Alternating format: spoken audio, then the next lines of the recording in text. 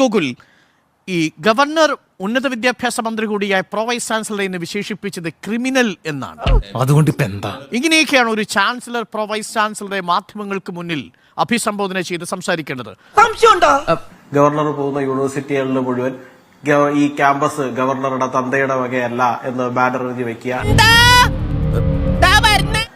പക്ഷേക്ക് അദ്ദേഹത്തിന്റെ തന്തയ്ക്ക് വിളിക്കുന്ന ഒരു നീക്കം കേരളത്തിലെ ഏറ്റവും വലിയ വിദ്യാർത്ഥി സംഘടനകളുടെ ഭാഗത്ത് ഏത് നായിന്റെ മോൻ പറഞ്ഞിട്ട് ചെയ്തായാലും വേണ്ടില്ല. എല്ലാം തലപ്പത്തിരിക്കുന്നത് നമ്മുടെ നാട് ഭരിക്കുന്ന മുഖ്യമന്ത്രി ഉൾപ്പെടുന്ന ഒരു പാർട്ടി സംവിധാനമല്ലേ. എപ്പോഴെങ്കിലും അവരത് തിരുത്തുവാൻ വേണ്ടിയിട്ട് തയ്യാറാവുന്നത്. മുതലാളി മറന്നുപോയതാ.